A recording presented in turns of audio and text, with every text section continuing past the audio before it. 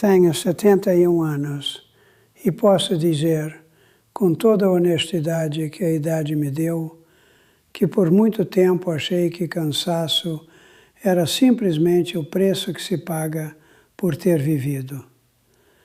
Acordava de manhã com aquela sensação estranha de que o sono não tinha servido para nada, como se eu tivesse passado a noite carregando pedras em vez de descansar.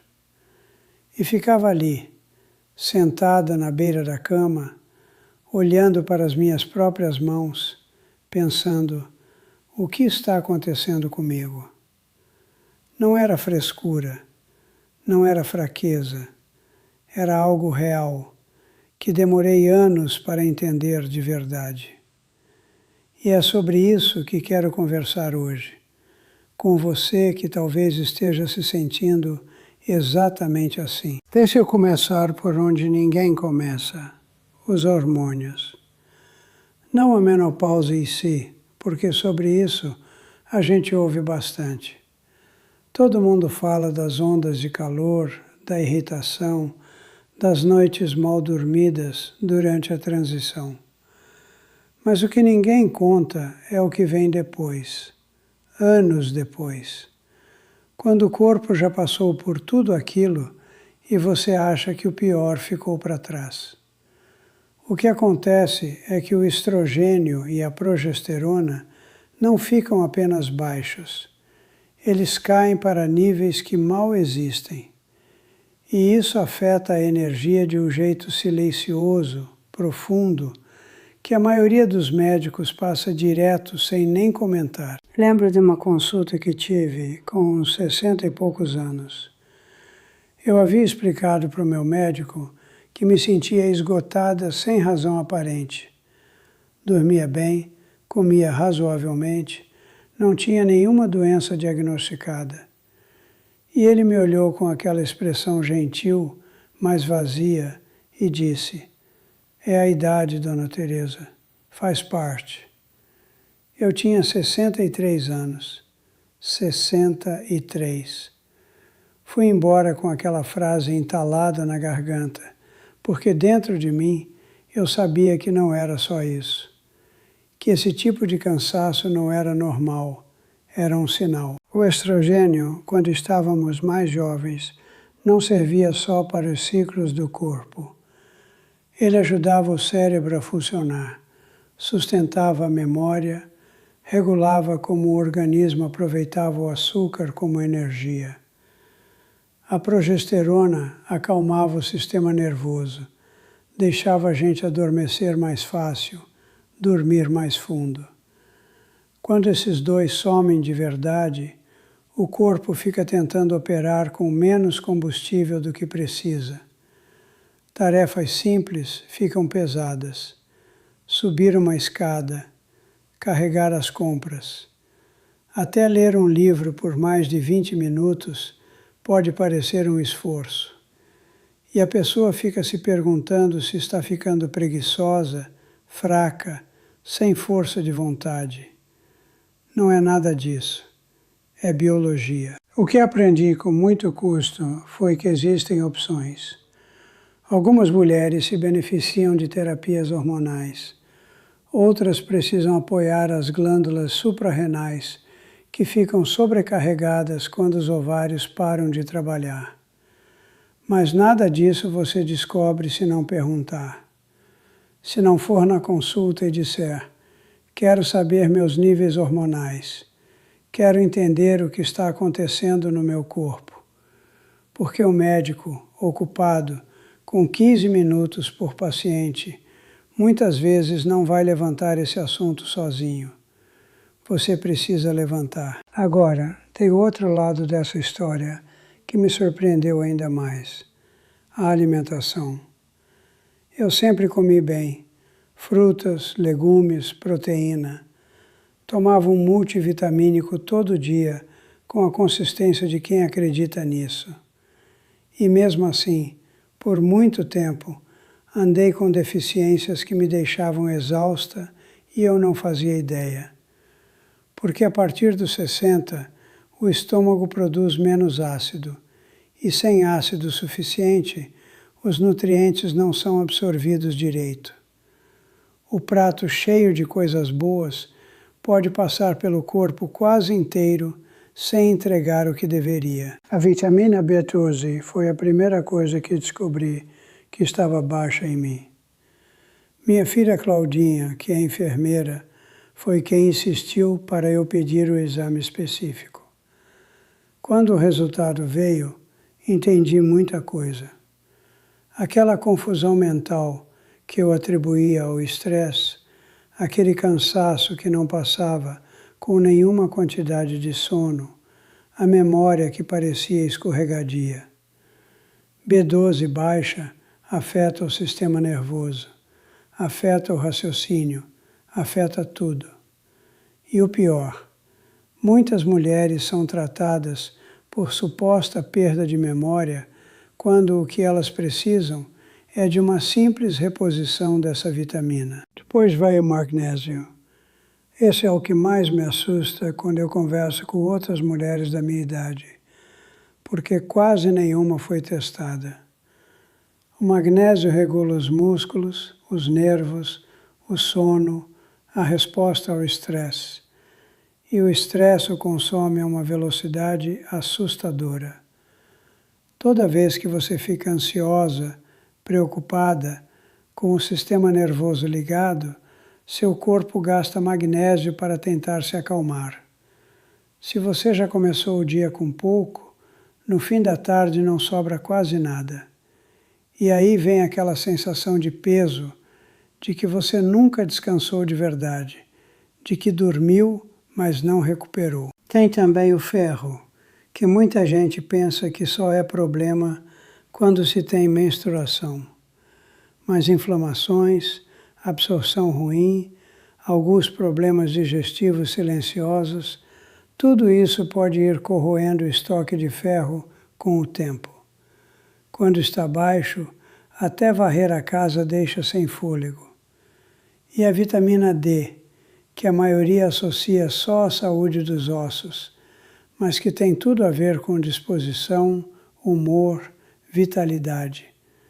Nossa pele, com a idade, não sintetiza a vitamina D tão bem quanto antes, mesmo quando o sol está ali.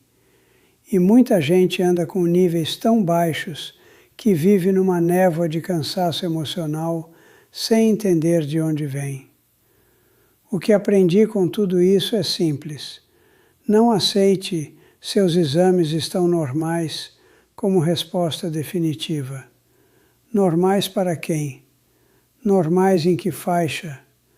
Pergunte especificamente. Peça os números. Entenda o que eles significam para uma mulher da sua idade. Você tem esse direito. Mas tem uma coisa que vai além do sangue e dos hormônios. É o sono. E aqui eu quero ser muito honesta, porque por muito tempo eu mesma me enganei. Dizia que dormia bem porque ficava 8 horas na cama.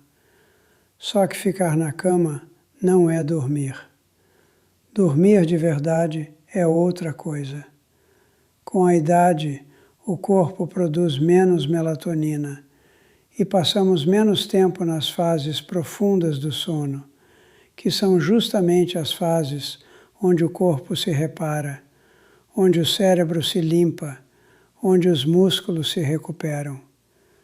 Se você acorda às 2, 3 da madrugada com a cabeça cheia de preocupações e fica ali olhando para o escuro pensando em saúde, em dinheiro, em filhos, em tudo que pode dar errado, isso não é insônia comum. É o seu sistema nervoso trabalhando quando deveria estar descansando. Meu marido Roberto sofria de apneia do sono por anos sem saber. Roncava feito um trem, acordava sem energia, vivia sonolento durante o dia. Todo mundo achava que era preguiça. Quando finalmente foi diagnosticado e começou o tratamento, parecia outra pessoa em 3 meses. Eu conto isso porque a apneia do sono não é só coisa de homem gordo. Depois da menopausa, As mulheres desenvolvem essa condição com muito mais frequência e quase nunca pensam nisso como possibilidade. Se você ronca, acorda com dor de cabeça ou tem aquela sensação de que dormiu, mas não descansou de jeito nenhum, vale muito a pena conversar com um especialista. As mudanças que fiz no meu próprio sono foram pequenas, mas fizeram diferença real. Parei de usar tela 1 hora antes de dormir, não porque li isso num livro de autoajuda, mas porque percebi que quando ficava no celular até tarde, levava muito mais tempo para desacelerar. Deixei o quarto mais fresco e mais escuro. Comecei a tomar magnésio antes de dormir, aquele que se absorve melhor, o glicinato. E criei uma espécie de ritual simples, um chá, uma leitura leve, 5 minutos respirando sem pressa. O corpo aprende, ele entende o padrão e começa a responder a ele. Agora vem a parte que eu sei que muita gente prefere não encarar, o estresse emocional. Não o estresse de ter muito para fazer, embora esse também exista, mas o peso silencioso que a gente carrega há décadas. Porque nós, mulheres de uma certa geração, passamos a vida inteira cuidando de todo mundo, menos de nós mesmas.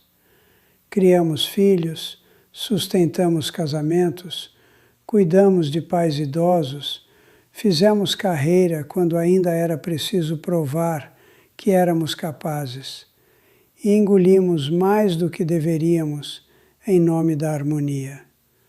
Quando a Claudia estava passando por um divórcio difícil, faz uns 8 anos, eu fui o apoio dela, todo dia, ligações, visitas, noites sem dormir pensando nela, nas netas, no que eu podia fazer. Eu precisava estar lá e não me arrependo. Mas eu nunca parei para processar o quanto aquilo também me pesava. Ficava com ela sendo forte e chegava em casa destruída. E dizia para mim mesma, é só o cansaço de ser mãe, normal. Mas não era normal. Era esgotamento real, que o corpo foi acumulando sem que eu prestasse atenção. O cortisol, que é o hormônio do estresse, quando fica elevado por tempo demais, vai destruindo o sistema por dentro. Cansa as glândulas suprarrenais, bagunça o sono, deixa a pessoa irritada com coisas pequenas, emocionalmente no limite. Você perde os óculos e chora. Esquece uma palavra e entra em pânico. Não é envelhecimento. É um sistema nervoso que está operando no limite há tempo demais. E tem o luto, que ninguém conta que é assim. Não só o luto de perder pessoas queridas, embora esse seja pesado o suficiente, mas o luto de quem você era, o luto da função que definia seus dias. Quando me aposentei, achei que ia ser um alívio. E foi, nos primeiros meses. Mas depois veio um vazio que eu não esperava. Uma sensação de que eu não sabia mais muito bem qual era o meu lugar.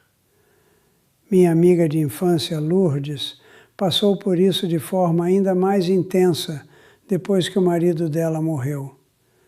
Ela não dormia, não comia direito, ficava exausta fazendo nada. E todos ficavam dizendo que ela precisava se animar, sair mais. Como se tristeza fosse preguiça disfarçada. Exaustão emocional é tão real quanto exaustão física. Ela drena da mesma forma, talvez mais ainda, porque não tem exame que mostre. Não tem remédio fácil. O que tem é tempo, cuidado e a coragem de admitir que você também precisa de apoio. Que dizer não, às vezes, é necessário. que estabelecer um limite com alguém que você ama não é abandono, é sobrevivência. Que procurar uma terapeuta, uma orientadora espiritual, uma amiga que realmente ouça, isso não é fraqueza. É a coisa mais sensata que você pode fazer. Tem mais uma coisa que quero trazer porque me pegou completamente de surpresa. O açúcar no sangue. Eu não sou diabética, nunca fui. Por isso, nunca imaginei que desequilíbrios na glicemia tivessem algo a ver com o meu cansaço. Mas depois da menopausa, as células do corpo ficam mais resistentes à insulina. Não necessariamente de forma patológica, mas o suficiente para criar uma montanha-russa silenciosa ao longo do dia. Eu me lembro de um período em que acordava, tomava um café com pão e fruta, e 2 horas depois já estava com os olhos pesados, o raciocínio lento, querendo deitar. Achava que era falta de sono, mas o que estava acontecendo era uma subida brusca de glicose, seguida de uma queda que me deixava no chão. Quando comecei a trocar o café da manhã por ovos, queijo, alguma coisa com proteína e gordura boa, a diferença foi imediata. Não aquela diferença que você percebe depois de semanas. Logo, naquele mesmo dia, eu fiquei mais acordada, mais estável, mais eu. O segredo não é complicado, mas vai contra tudo que aprendemos como comer saudável. Começar o dia com proteína, não com carboidrato. Distribuir as refeições de forma que cada uma tenha proteína, fibra e alguma gordura boa junto. Quando for comer uma fruta, comer com alguma coisa que desacelere a absorção do açúcar. Não é dieta, não é restrição. É entender como seu corpo funciona agora, não como funcionava aos 30. E por último, mas não menos importante, tem os remédios. Sei que é um assunto delicado, porque muitos são necessários, e não estou dizendo para parar de tomar nada. Mas aos 60, 70 anos, é comum estar tomando 2, 3, 4 medicamentos de uso contínuo. E alguns deles têm um efeito colateral que quase ninguém menciona: cansaço crônico. Beta-bloqueadores para pressão podem deixar o corpo lento, pesado. Estatinas para colesterol às vezes causam dores musculares e fadiga que as pessoas atribuem à idade. Antidepressivos podem achatar a energia emocional de um jeito que parece estar bem, mas não está. Remédios para dormir muitas vezes deixam uma ressaca que dura o dia inteiro. Não estou dizendo que os remédios são vilões. Estou dizendo que você tem o direito de perguntar, de chegar na consulta com a lista completa do que toma e dizer: algum desses pode estar me deixando tão cansada? Às vezes a resposta é não. Às vezes a resposta muda tudo. Eu aprendi isso da forma mais demorada possível, esperando que alguém viesse me dizer o que estava errado. Mas ninguém vem. A vida não funciona assim. Você precisa ir, perguntar, insistir, entender. Não porque os médicos são ruins, mas porque eles têm pouco tempo, muitos pacientes, e a tendência natural de normalizar o que parece só envelhecimento. O que me trouxe até aqui, com 71 anos e uma energia que não tinha aos 60, foi exatamente isso. Parei de aceitar o cansaço como destino. Comecei a tratar cada sintoma como uma pergunta que merecia uma resposta de verdade. Fiz exames que nunca tinha pedido. Mudei o que comia no café da manhã. Criei um ritual de sono que o meu corpo aprendeu a respeitar. Aprendi a dizer não com menos culpa. Pedi ajuda quando precisei. Você não precisa fazer tudo de uma vez. Na verdade, quem tenta fazer tudo de uma vez quase sempre desiste no terceiro dia. Escolhe uma coisa, a que mais faz sentido para você agora, e começa por ela, com paciência, sem julgamento, com a mesma gentileza que você teria com uma amiga querida que estivesse passando pelo mesmo. Você passou décadas cuidando de todo mundo, sua família, seus filhos, seu trabalho, sua casa. Chegou a hora de ser tão dedicada a si mesma quanto foi a tudo isso. Não como luxo, como necessidade, como ato de inteligência e amor próprio. Nunca é tarde. Essa é a coisa mais verdadeira que aprendi em todos esses anos. Nunca é tarde para dormir melhor, para entender o que seu corpo precisa, para fazer uma pergunta que você adiou demais, para sentir que a vida ainda tem energia guardada para você. Ela tem. Eu sou prova disso. E você pode ser também.